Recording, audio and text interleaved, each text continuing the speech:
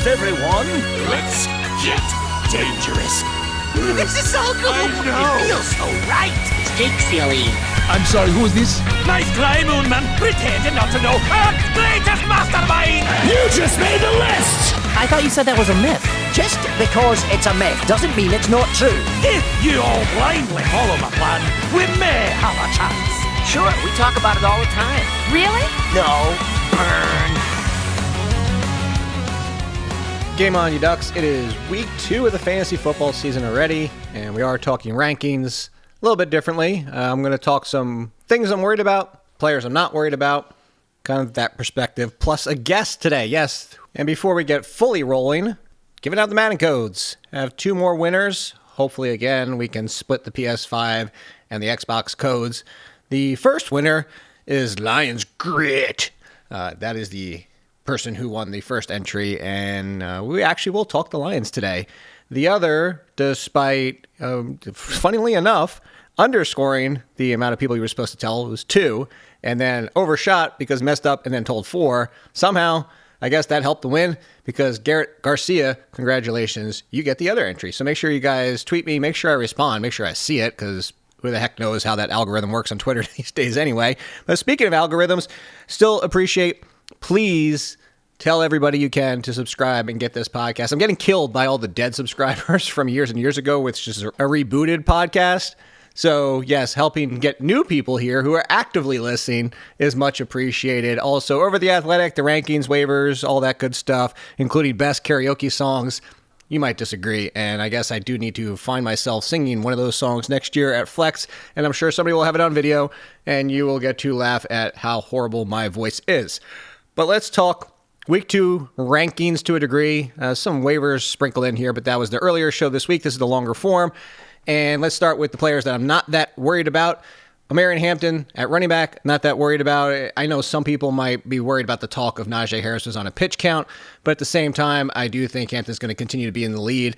But he was going to be an RB2. That's what we always expected. Maybe the helium got a little bit too much with Najee Harris's eye missing from the fireworks, but I still believe Hampton is going to be a fine RB2, even with 15, 16 touches instead of 20 per game. Similarly, not worried about Chase Brown. That volume is going to stay and be elite around 20 touches per game. I actually think the Bengals as a whole are a good bounce back opportunity. No, I'm not too concerned with Joe Burrow or Jamar Chase or T. Higgins or obviously the rest. I am a little bit concerned with that offensive line. Myles Garrett was getting through with no problem. By the way, if you saw that point of view shot of him coming for Joe Burrow. Yeah, you guys want to play football in the NFL? Good luck with that. I do think they're all good buy low opportunities, though, like I said, that offensive line might cause some problems for the offense this year. The Lions, there you go, Lions Grit. I'm not worried about Amon-Ra St. Brown or Jameson Williams or Jahmyr Gibbs. I was already a little bit concerned about David Montgomery to start the year, mostly because not knowing that the usage might go up or down for Gibbs and affect Montgomery. I do think the Lions will have a better go of it this week. We will need to watch. There are a lot of changes that were supposed to not be as great as they were for the Lions when it comes to pre-snap motion, the formations, all that type of stuff. But again, I think I mentioned it on the podcast. If I didn't, it was in the column last week. Jared Goff, while not playing terribly outdoors as people think, he has struggled in Green Bay. So Green Bay defense, also elite. Kind of giving it a pass on that one. I think a good buy low opportunity is Mike Evans for the Buccaneers. Also not that concerned about Baker Mayfield. If you drafted Baker Mayfield, there is no way I'm dropping him or benching him without seeing at least a second game and go buy low on Mike Evans. All the excitement, deservedly so, around Emeka Egbuka. Calvin Ridley is in a good spot to bounce back, but not as great as it will be after this. The Rams can get after the quarterback, and that's more the concern. It's not so much the coverage from the Rams, it's the fact that they can get after Cam Ward. And Cam Ward looked like a rookie in week 1. I think Ridley is a great buy low. You guys know I love some Calvin Ridley this year, but a caution that week 1 was going to be rough. Week 2 might be a little better, but not necessarily elite just yet. Terry McLaurin had a rough week 1 as well. I do expect better, especially with the matchups going forward. The Giants do a good job of keeping a lot of things in front of them. It was a lot of Deebo Samuel, and actually there was one big play that would have changed a lot of his day, including Jaden Daniels. I like Terry McLaurin. I think he'll be just fine, and Deebo Samuel can only help him run a little bit freer downfield, which is what we want. Staying in that division, the Eagles are the Eagles, man. Like, it was already this case with Jalen Hurts that you were going to get up and down games from A.J. Brown and Devontae Smith, even more so last year as the arrival of Saquon Barkley happened. I still think that A.J. Brown's going to be a top 15 wide receiver. I still think Devontae Smith is going to be a top 25 wide receiver come season's end, but you have to roll him out there. You have to keep him in your lineups, and you have to understand that the 20-point games are just as likely as the 5-point games, or in A.J. Brown's case, the not even 1-point game, depending on your league. The Vikings... through the first 3 quarters, J.J. McCarthy looked as bad as Cam Ward, or actually potentially worse. Fourth quarter was a whole different story. I obviously think they're somewhere in between. Do I think J.J. McCarthy is a top 5 quarterback as the fourth quarter showed? No. Do I think he's as terrible as the first 3 quarters? Also no. The one concern I do have, though, is not for Justin Jefferson. He'll be fine. It's that Addison, when he comes back, maybe a slight concern in the fact that we're not going to get Sam Darnold's Jordan Addison, where he was, forget the fact that he was a wide receiver 1 down the stretch, but overall, wide receiver 2 or 3 in most leagues. Might be a little bit less passing to go around, especially with Jordan Mason looking good in the backfield. And then my big concern is TJ Hawkinson. If TJ Hawkinson in week 1 and now in week 2 can't come up with some big games with no Jordan Addison, once Addison comes back, Hawkinson's season might be looking pretty rough. The Texans kind of fall, before we get to the worry, they kind of fall in between. Mildly concerned because they didn't look any better on the offensive line. We know that C.J. Stroud was under pressure. C.J. Stroud, even under pressure, did very well with Nico Collins last year. I'm going to give it a pass, especially over the next 2 weeks. Buccaneers and Jaguars. Yeah, let's see how the Texans come out of those. If you want to bench Stroud, if you have him in one of your leagues, I can't bench Nico Collins. And if obviously you want to wait on Jaden Higgins, this was supposed to be a long-term play anyway for Higgins. I don't love the fact that he was behind Hutchinson with no Christian Kirk. But again, I think things will get better for the Texans. Mildly concerned. Nick Chubb is fine as an RB3 until that situation gets murky when Joe Mixon comes back, if ever, honestly. Things I am worried about. Isaiah Pacheco, 50-50 split with Kareem Hunt, and the clear lead, early down option, but then the Chiefs have to be in the lead and easily winning, and that's not going to happen this week, I expect, facing the Eagles. But after that, the Giants. But then after that, the Ravens. And then the Jaguars. And then the Lions. And then the Raiders. And Commanders. But then the Bills. And the Broncos defense on the road. So as you can see, you can probably have to pick your matchups, but that means Isaiah Pacheco probably an RB3 this year, which is a disappointment because he looked good. He looked healthy in the preseason. Kenneth Walker, yes. Every single person who's mentioned it, yes, I reported it. Yes, I am sorry. Yes, I'm sorry for myself. At the beginning of August, I have Kenneth Walker in a lot of beginning August teams. And we'll talk more about Kenneth Walker with the guest today. Great one, by the way. A lot of fun to hang out with is Eric. And so, Dolphins. Yes, concerned about the Dolphins because Mike McDaniel, 0 adjustments. We're also going to talk about them with Eric for a bit too. But Tyreek Hill and Jalen Waddle, I don't know if I could bench Tyreek Hill. I don't even know if I could bench Jalen Waddle. It's the Patriots though, so maybe you have a league where you got them later and they're your wide receiver 3s and 4s. But that's a tough one to swallow there. Marvin Mims, Sean Payton strikes again. Every report, every piece of usage said that Marvin Mims was the clear 2. He wasn't. It was Troy Franklin. I am not starting Troy Franklin. I'm not starting Marvin Mims. I'm giving this another week. We might even have an answer through 2 weeks. It might take 3 games. The point being, not dropping Mims yet, but if I'm in a shallow league and I absolutely have to, I can see moving on from him because he is not the clear 2, and that's the clear answer. Who is the clear 2, but it didn't matter, was Cooper Kupp for the Seahawks, and yes, I am concerned, mostly because Sam Darnold last year did carry some value for Jordan Addison. He had 18-19% of the target share. But if it's going to be 30-35% for Jackson Smith-Njigba, and for good reason, and they're going to lean on both running backs, and Kenneth Walker gets better, and Cooper Kupp, the fun might be over. I hate to say it, and I was taking flyers on him in a lot of spots. He's a bench piece, and that's why. If Cooper Kupp was even 90% of the Cooper Kupp we used to know, he would be in starting lineups because the amazing Cooper Kupp was amazing. But as of right now, 1 more week on the bench, maybe 2 depending on your size of your league, but definitively concern on the radar. Similarly to Matthew Golden, thank you very much, Packers. Maybe it's the injury. Hopefully, it's crazy to say, hopefully it is the injury, although it sounds like he's 100% cleared, is that Matthew Golden was not the clear one. The only clear option as the top 2 option was Romeo Doubs, which I think got overlooked in waivers in a lot of places. But Jaden Reed is still the 3. Maybe, hopefully it is the injury and Golden gets some clarity this week. But if the clarity is in the opposite direction and he doesn't get a lot of run as the 1 or 2 against the Commanders, then we are super concerned versus mildly concerned. David Njoku, we're going to talk about also with Eric because we're going to talk Harold Fannin, of course. Is Njoku somewhat concerned? Actually, just because of both tight ends. When you're using 2 tight ends, it's rare that either one of them has ever been a top 10 tight end. Yes, everybody remembers the Patriots with Aaron Hernandez and Rob Gronkowski. That is the anomaly of all anomalies of all outliers. I will say that. Most of the time, it's more like Cameron Brate and O.J. Howard and the Bills right now and Dalton Kincaid, and you hope for a touchdown. So just be warned, I have concern for both in the fact that, well, we'll talk more to Eric about the fantasy situation. Evan Ingram, massive concern because it wasn't just a split tight end situation like I was just mentioning. There were 3 people involved. Good job, Lucas Krull. Thank you, Sean Payton, yet again. So Evan Ingram, major concern. If you want to make the swap and even bench him this week or even drop him, I have no problem with that. It's also tight end. This is why I continue to make the proponent for banning tight end only spots, make it a tight end / wide receiver spot, especially with buys. It just opens up more flexibility and more options. Then you can have the conversation. Do I start Wendell Robinson or Evan Ingram? It's not like you're like, oh, I'm always starting a wide receiver. I have my home league where they start 2 tight ends because they drafted Brock Bowers and somebody else really good. So it can happen. Doesn't force you to sit there and watch and hope for a touchdown on 1 catch for 5 yards. And boom, by the way, that makes you a top 10 tight end for the week. And then, of course, the major concern is the Carolina Panthers. Bryce Young went back to being early season. I got benched Bryce Young. That was bad. That was awful. There's no other way to cut that. Like, I can't even... The positive I can get from this game is Chuba Hubbard's workload was good.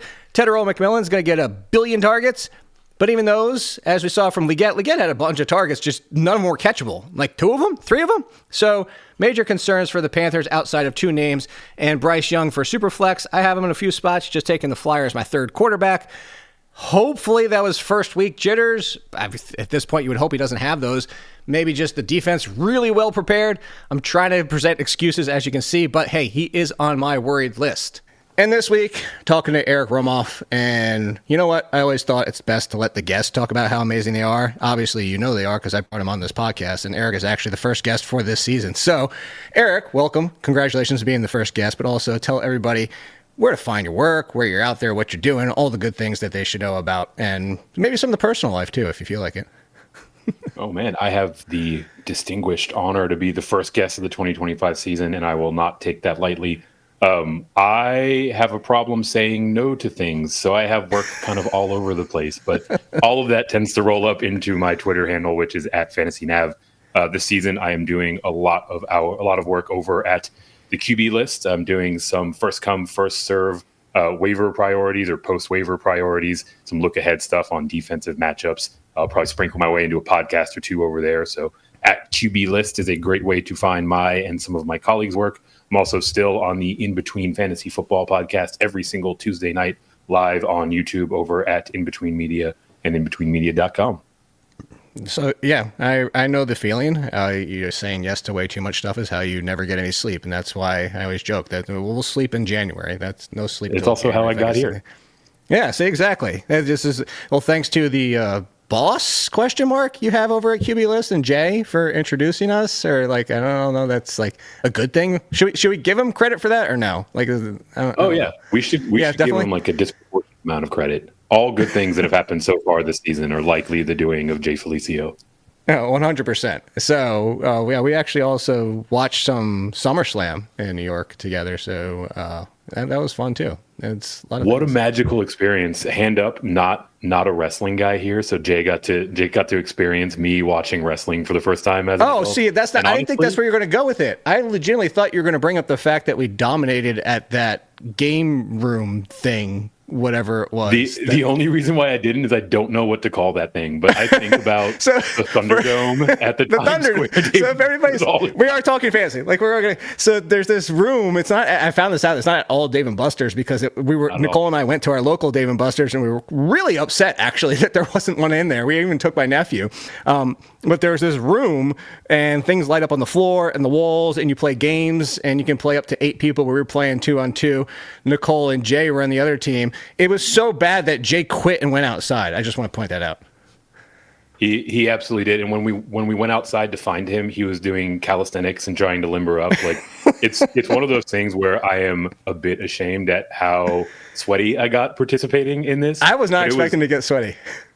It was the highlight of the Dave and Buster's trip. And shout out, Jake would never put this out there himself because he is too modest. But the certified by metrics MVP of our Thunderdome game, Jake Ciely himself, he was putting on a clinic in the walls of that Thunderdome. I will. You know, it's funny that you say biometrics. I'm pulling up the tweet right now because I'm getting so sick of all the new acronyms and metrics and all that. Like every time you turn around, there's a new one for fantasy football. And I texted Nando and I said, I'm coming out with BARFs, biometric athletic receiving freak score. So look out for BARFs. BARF is the new one that we're going to have to talk about. But hey, that's not what we're talking about. We're talking about Browns, a different kind of BARFs at the other end. But for fantasy, kind of been appealing so far. So let's talk Browns in a multitude of ways because we could legit talk all four positions. We could say Joe Flacco, interesting streamer every single week, but I don't think we need to spend a lot of time on Joe Flacco. I think it's more of Dylan Sampson. I don't know where you were on him. Somebody that I thought could really be Austin Eckler and has been. But, of course, we have the looming who knows when, who knows how much. Judkins is coming. But also Cedric Tillman had a huge week one. And actually now, as I'm sure you've seen, 4 of the last 5 games, he's outproduced, out-targeted, and outplayed Jerry Jeudy when they've been on the field together. And then, of course, one of the buzziest names you said that you do waivers is everybody's going after Harold Fannin and going nuts for Harold Fannin. So how are you breaking down the Browns for a fantasy perspective right now after week one when the takes are as hot takey as they can be? Generally, after week one, I will always preach a word of caution. But in the case of the Browns, at least the names that you mentioned, cautious optimism, they're very intriguing overall. I think we're going to see, obviously, assuming health, a fair amount of Joe Flacco throughout the course of the 2025 season. So, week one becomes sort of a proof case of what they're trying to do out there. They're probably going to be trailing in a number of games. They're probably going to be throwing a fair amount. And so we have a relatively small sample size of Cedric Tillman showing some very, very promising ability and underlying metrics. But also some of these rookies came in and immediately performed or at least flashed some of their ceiling upside, right? Dylan Sampson was a player that was one of my favorite last round clicks as we were going through best ball season and one of my favorite late round targets as we were heading into redraft season, with the hopes that kind of over the course of the season, he would have the inside track to edge out Jerry Ford for his passing down work. And apparently over the course of the season was really over the course of the offseason because he stepped in as the immediate priority in the passing game, saw 8 targets, caught all 8 of them, 64 yards. Is currently sitting at 3rd in the NFL in yards after catch with 89. So he's catching a lot of these passes behind the line of scrimmage and making a lot out of it with his opportunity. And now I think we're looking at a world where he is that third down back and that passing down back, and he'll potentially push Quinton Judkins whenever he gets back out there for early down work as well. He looks absolutely dynamic. So on the tight end side of it, I've been saying this in a lot of places. I'm curious if you agree, or if you don't, feel free to push back. There's a lot of people that are pushing back, but the Harold Fannin part of it, I'm like, you know what? We've done this before. We've done this in the division. We've done this with a similar tight end situation. His name is Isaiah Likely, and I brought it up and even put it in the ranks column this week. Isaiah Likely last year only had a higher route percentage than what Harold Fannin had in week one 5 times. 2 of those games were his double-digit scores, and then of all the other games where he didn't have that kind of route usage, 2 games of he had 4 double-digit scores last year. 2 came in them, 2 came without. Obviously, a much higher rate because it's 5 versus 12, or I don't know if he was out there for all. No, he missed the game. But anyway, point being, I'm like, let's chill out a little bit. It's 1 week. We did this with Isaiah Likely. It's so hard for 2 tight ends to be on the field sharing that much, and one of them, let alone 2 of them, having any value. So I'm going to kind of phrase it more as this, is like, are you in on Fannin? And if so, does that mean you're out on Njoku and you're willing to drop Njoku? Or are you giving Njoku one? Are you going to give him a bonus life? Are you giving him 1 more week, to use the video game terminology there? Man, I'm not gonna fit into your construct on this one at all. I'm not dropping David Njoku, nor do I think it's necessarily a bonus life that I'm affording him. But I am very excited about Harold Fannin. And hand up, when Harold Fannin Jr. was drafted to the Cleveland Browns, big disappointment on this side. I was like, man, he's going to be blocked by David Njoku, who, although he's 29, is really kind of hitting his stride in the prime of his career. And I thought we might be talking about Fannin as more of like a taxi squad guy in the dynasty context. Now we see Harold Fannin come in and immediately prove his value at the NFL level. Comes in and plays 51% or 51 snaps of the 72 that they were out there, 70% snap rate, and runs a ton of routes. Typically, specifically with the tight end position, usually I am preaching caution, right? This is a position that is notorious for one guy breaks out, he gives you 10, 12, 14 points, whatever, and in the next week it's 3 for 30 and you wish you never picked him up. I think the circumstance with the Browns is a little bit differently, specifically because of their alignment.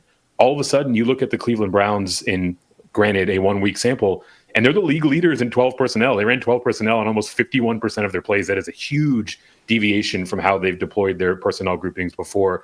And they're third in the league. They throw from that 12 personnel grouping at nearly a 70% rate. So I think, moreover than anything, this is not a Harold Fannin versus David Njoku consideration. It's, will the Browns continue to run 12 personnel this frequently? And if they do, I think both these guys can have value, although they will kind of ebb and flow in terms of whose week it is to go off. Okay. All right. Well, I'm going to be missing Harold Fannin. I got him nowhere. I did take a little sprinkle here and there. I'm more on the concern side of things. I go back to even like the O.J. Howard, Cameron Brate. Like somebody has to fall on the wayside. And I feel like it might be, if it's going to be Fannin, honestly, if it's going to be Fannin, this is also bad news for Jerry Jeudy. Like we thought Jerry Jeudy was fun last year. If Tillman has really taken a huge step forward and Fannin is going to be this, then Judy's going to be a massive disappointment. But let's talk massive disappointments for quarterbacks. Week 1 rolls around. Everybody wants to dump their quarterbacks. I took a quarterback in the 7th round. I don't even want him in week 2, which, by the way, this is why you stop taking quarterback. Like, it's first or last. You want elite quarterback or just wait. Because this is why. Who are 2 of the biggest names I've seen so far, Eric? And I'm actually kind of dumbfounded by it. I'm not coming for people being like, oh, you're stupid. I'm just surprised that people are so quickly out on Baker Mayfield and Bo Nix. I mean, people are legitimately like, should I drop 4? Should I drop 4? Should I drop 4? I get the Justin Fields one. The Justin Fields was like, I was on Justin Fields anyway. Here's what everybody needs to know, and I've said this time and again, if it's Justin Fields, he's your only quarterback. You have to play him every single week. Matchups mean nothing when it comes to Fields. You have to take the good with the bad. You're going to get a lot more good than bad, but the bads are going to come, and if you try to play matchups, you're adding a decision you could possibly get wrong. That being said, everybody else behind him, talking about, well, Caleb Williams ran and it looks promising. J.J. McCarthy, good 4th quarter. Bo Nix and Baker Mayfield, to go back to my construct, as you put it, I am 100% giving them a bonus life. I'm like, hey, here's the green mushroom. Go one more week. There's no way I'm canning either one of them after 1 week. Did you see anything that would make you feel differently? No, not at all. I think specifically at the quarterback position, right? Like the reason why you're first or you're last is that the median output is pretty stable, right? And so for guys where we have sample sizes the size of Bo Nix and Baker Mayfield, I'm readily available to chalk this up as week 1 weirdness, right? With Bo Nix, I'm probably a little bit more concerned than I am with Baker Mayfield because he showed us a little bit of running ability last year, and in turn, he was in that grouping of quarterbacks after the big 5 that were being drafted, right? So there are a lot of fantasy managers that spent, mid-round or at least higher than they should have draft capital on Bo Nix, and so these down weeks are going to hurt ever more than they would if you waited a little bit later to get Baker Mayfield or a guy that was further down the draft board. With Bo Nix in particular, the interceptions are very troubling. One of them was very boneheaded. But moreover, if you look to his rookie campaign, Bo Nix kind of made his hay beating up on some of the worst defenses in the league. And when he was playing kind of middling or even good defenses, he himself was more of a average quarterback in terms of fantasy production. So I think we let some of those big performances in 2024 skew our expectation for Bo Nix, whereas in reality, he's probably going to be a little bit closer to his week 1 performance as a baseline than some of those booms from a year ago. All right, we're going to move on to the next one, but real quick, I'll give you a toss-up. The question I've got a lot because this is one of those mid-quarterbacks. Would you week 1 overreaction, ? Drop Bo Nix for Justin Herbert? I would not. I think we're going to see the Chargers do a bit more running than they did in week number 1. And you still have it. They already said, we're going to get Najee Harris more involved. I'm like, really? Like, look how good it looked in week 1. Do we really need to go down this road? Yeah, I mean, Greg Roman never changed, right? We know what we have with Greg Roman. The you know what we should do? From the Chargers offense. Can we find out his address and send Najee like a whole bunch of fireworks? Like, just make sure that he's not involved for the rest of the year. That's messed up. Yes, we absolutely should. We absolutely should. All right, let's talk about a messed up running back situation. You and I talked a little bit before we started the pod. And I jokingly said, I suffered this fate. You suffered this fate in some leagues because we were drafting all the way back June, July. Flex was at the beginning of August. I have Kenneth Walker in some leagues as what you called him, your anchor running back. Same thing for you. And it hurts. I agree. It hit me too. But the reason I was joking about it is because this was the beginning of August. And since then, I pulled back. And it's like everybody forgot. Or just maybe they listened to one podcast and they're like, screw you, Jake, you're stupid. I'm not listening ever again, which I understand. And maybe that's what happened. And you didn't hear the rest of the podcast throughout August where I peeled back more and more, dropped Kenneth Walker all the way down to RB18 because I'm like, oh my God, this is scary. Because the report was they wanted him to be the lead, but hasn't been on the field. And that's what I want to bring up. It's week 1. Charbonnet outplayed him. Kenneth Walker did not look good. Do you think we should preach patience to everybody out there who did have Kenneth Walker and understand that even at right now, even if you're frustrated, it's possibly just sunk cost, but at the same time, maybe he's still working his way back to 100%, and maybe we're going to get back to a 50-50 split, maybe even 55-45 leaning towards Walker, or do you think the Seahawks have seen enough now that the time is done? Because the whole appeal, sorry, I want to bring this up before you even answer the question. The whole appeal for Kenneth Walker was the Kubiak system, and that Kenneth Walker fit the Kubiak system better than Charbonnet and better than the old system where Walker was in. So I just wanted to throw that nugget in there for some people that were wondering where the Kenneth Walker talk came from. Yeah, it's a real mess up there in terms of that backfield. And unfortunately, I don't think we're going to end up with a clear victor in that battle anytime soon. I think it's going to be murky for the majority of the season. Like you mentioned, I too have been snake bit by this, drafting over the course of the summer into the early part of August. I was very bullish on what Kenneth Walker could be in this Kubiak system. Maybe it's not entirely ruled out that he is not yet back to 100%, and we will see brighter days ahead. But really, the takeaway here is you kind of have to hold on to him, right? Like you're certainly not trading him for anything worthwhile. There's likely not a better option out there on your waiver wire, at least in terms of a guy that has comparable upside and opportunity in front of him. So I think you just got to kind of bunker down and ride out the storm. But man, week 1 looked real bad for him, right? Like not only just the productivity, but the way in which they were using Charbonnet. Charbonnet had 4 red zone carries to Kenneth Walker's 2. Charbonnet got their only 2 goal line touches, which was kind of dog-eared to be Kenneth Walker's line of work. They ran power instead of zone or gap 2 times in that game, and both of those power runs went to Kenneth Walker, right? So like all of like the miscellaneous, this doesn't fit cleanly into our game plan stuff is kind of going Kenneth Walker's way, and all of the high value touches, at least in week 1, are being cornered off for Zach Charbonnet. So it is about as bad a start as you can have for a split or a murky, unsettled running back situation. And if I had to plant my flag, I think we're probably floating pretty close to a 50-50 split for these two for the duration of the year, and that's not going to be best case. Yeah. This is bad. Speaking of bad, which, by the way, I probably should have led off with this too. We're going to hit 5 topics every week with the guest, and then a little fun thing at the end. But number 4 on the list, the Dolphins. I mean, if you would have told me and you would have said, hey, Jake, we're going to be sitting here on September 10th and people aren't going to want to start a single Dolphins player outside of Achane and even going to feel uncertainty about Achane in week 2, I'd been like, you're dumb. There's no way. But the problem is Mike McDaniel, the reason he's on a hot seat is because he made 0 adjustments this offseason. He had the entire offseason to say the NFL adjusted to me. Now what do I need to do? And instead of doing that, they ran out there. And part of this is on Greer because the offensive line still has issues.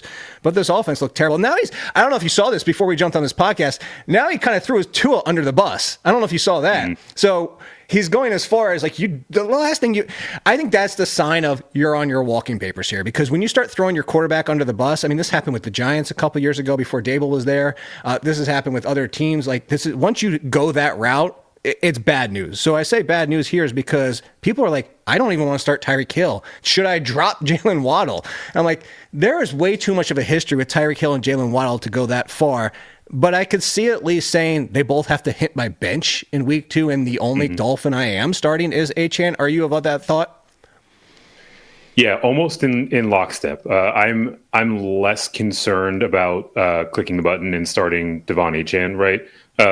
In week 1, in literally the chaos and fire and brimstone that was the week 1 performance for the Miami Dolphins, he still came out and showed everything that we wanted to see from him, right? Granted, they weren't running the ball a lot, but but he had 7 carries, 55 yards, almost 8 yards per carry is exactly what we know Devon Achane to be. And then he bails you out with his work as a receiver, 3 for 20 and a touchdown. I think it's safe to say we can project the Dolphins to be trailing in a good number of games this season. So we will have that nice PPR floor, and given his dynamic ability, the upside that comes along with Devon Achane. For the other names that you mentioned, for Tyreek Hill, for Jalen Waddle, benching them, I believe, is the correct route. I want to see it out of both of them, and just generally, I want to see this offense to be able to move the ball through the air before I feel really comfortable inserting them into my lineup. The only place where I deviate, I'm floating out some low ball offers on Jalen Waddle right now. Vibes on that. You hear people want to drop him. Yeah. Well, I mean, the vibes with Tyreek Hill on that Dolphin sideline are horrific, and they have been for a few years now, right? Whether it's, he's getting a little bit older and gas is out, maybe they decide to part ways. There's a non-zero chance that Jalen Waddle is the leading receiver on this team in a month, 2 months' time, right? You can't rule it out entirely. And so in that low likelihood outcome, if I can go get him for pennies on the dollar right now while people are panicked, I'm at least going to take a swing at it. But if I'm successful in that, you better believe he's on my bench until he starts performing or until that hypothetical trade comes to pass.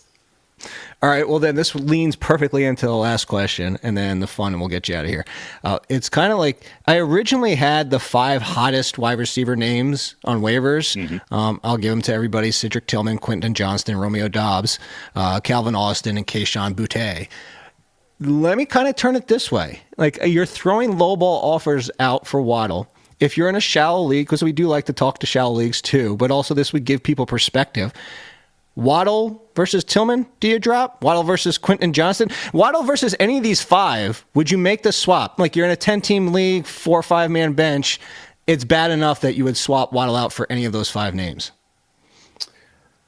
I don't think that I am in a shallower format, especially with 4 or 5 people on the bench, because it's going to be really hard to tap into the potential upside, albeit a low likelihood outcome, that Jalen Waddle can bring to your offense, right? If you're in a scenario where you would have to add and start one of these players, I would probably add both Tillman and Boutte over Jalen Waddle, because I think that you can get a nice production floor or projection out of them on a week-over-week basis. So some of this has to do with how you constructed your roster. But if I'm in a circumstance where I have drafted and I am now the Jalen Waddle manager, I'm probably hanging on for a little bit longer. So of them, can I correctly guess by the way you said Tillman and Boutte, Tillman is your one of those? Tillman is my one of those, yeah. Yeah. Okay, I just want to make sure. I want to make that clear for everybody. That's like Cedric Tillman. Hey, for everybody that's mad about being about Kenneth Walker, hopefully you're enjoying the Cedric Tillman and Dylan Sampson love there. Real quick, question for you. I'm going to give you a toss-up, okay? You have to pick one of these 3 options. You did not get to see this coming beforehand. Week 2, you have 3 choices. Your first choice is you have to start 4 Titans in your lineup. Number 2, you have to start 4 Giants in your lineup. Option number 3, your opponent gets to set your week 2 lineup. You have to pick one of those. This is an easy choice for me. It's my opponent gets to set my week 2 lineup. Really? You're that confident in your bench? Top to bottom on this roster. There are only good decisions available for my opponent. I love this choice. I'm glad you love that choice. I'm surprised you have that much confidence in your bench after week 1, because I know this is the big turnover and everybody's making the big waiver move. So I wasn't sure how strong your bench was. Same thing in flex? Would you say this in flex? Right? Would that be your answer? Ooh, I mean, nowhere to go but up in flex. I don't know if my bench is doing much worse than my starters did in the flex league. So some of this is my overarching philosophy, right? Like I weight wins and losses in the early part of the season differently than I do down the stretch run, right? So the stakes feel a little bit lower that in week 2, my opponent gets to set my lineup because A, I have confidence in how I drafted, but B, like the first 2-3 weeks of the NFL season are inherently kind of weird and variance, reign supreme. So would your answer change if it was week 14? Yes, 100%. Which would it be, the Titans or the Giants then? I think it's the New York Football Giants. Really? I think it's the New York Giants. Yeah, I think Neighbors, Tracy, and who are the other 2? Yeah, Dart is probably a Dart by that point. level quarterback at that point. We should have some clarification between Tracy and Cam Scadaboo. Will they, won't they? Who merges, right? Neighbors is the clear choice. And then Slayton over Wandale because it's Dart? Yeah. I mean, look, Wandale's still going to get peppered with targets. They're just going to be like a 3.5 yard ADOT. See, right? I think the answer should have been this. I should have been like Theo Johnson at tight end, because what's a 0 at tight end anyway? Like, maybe even get your 3 points. Like, it's tight end. Like, that happens with even some of of the good ones. So who the hell cares? Theo Johnson was getting some looks out there this week too. You can't rule out that he emerges by week 14. Deep leagues. 14 weeks is a long time from now. It is. Before you get out of here, Eric, and again, make sure you're following him at Fantasy Nav and checking out his work in 1,857 places. My fun with ranks this week was the top 12 best karaoke songs. Technically 13, because I said after DuckTales was the top 12 best karaoke songs. My number one, of course, was Don't Stop Believin'. I mean, I kind of almost feel like that's a layup. Standard. But we're out of karaoke, flex leagues. Eric's got the mic. What are you jumping on the stage with? Ooh, I had a thought in mind for this, and then you changed the context. You said we're out at Flex League, so we're in New York. I believe that karaoke is more about the audience than it is about the singer. Right? You need to get that where my list came from. On your side. Yeah. Right? That's why Don't Stop Believin' is number one with a bullet. Right? Like that song plays no matter where you are in the world. If it's in New York, I'll call an audible. I'm probably going Nate Dogg and Warren G regulators. Now I need a trusted companion. I need someone else that can handle the mic up there. I'll be there with you on that one. I got you on that one. All right. This next August in New York at Flex Leagues, it is officially on. If I'm playing for my home court advantage down here in South Central Texas, it's easily Boot Scoot and Boogie. That the entire joint lights on fire. Everyone's up there. They're square dancing. It is a grand time, and it's one of my favorite songs. So I think the home field advantage or the context by which you're singing matters just as much as the song itself. The home field changes things. Like, that was the whole point behind it. Like, so mine was just getting the crowd involved. Like, people, like, I even said, like, if you pull up Tennessee whiskey, I'm just like, stop. Like, nobody's going to discover you in the bar and be like, oh my God, you have such an amazing voice. You should do something. We're all very impressed. Stop. Please keep it moving. No, so like, you need things to. So what I got to actually request for before I get you out of here, number 11 was my sleeper. This is my sleeper song. Number 11 was Wheatus, Teenage Dirtbag, because it is just hella fun and people will sing along. Also, you will clearly see how terrible somebody's voice is if they do try to sing it. Somebody offered to cameo me and be like, jump on Cameo. I'll send you money for you to sing. It's not happening. I'm just letting you know that right now. But it might have to happen at Flex we might have to do a Flex karaoke night. I'm with it. I'll organize this. Well, I'll leave that to you. Once again, that was the great and very cool Eric Romoff. Spent a lot of time hanging out in New York, got to know him well, and recommend giving him a follow and listening to his work or reading his work or wherever you can get his work. As I'm just saying. We will be back. I will be back on Friday to give you the notes you need in the super speed run version before this weekend hits for week 2. Injuries, start, sit, all the sorts. And I appreciate you guys. Keep telling everybody to listen to this podcast and subscribe and rate and review and send good thoughts and prayers and hugs and emojis. And I need to end the podcast.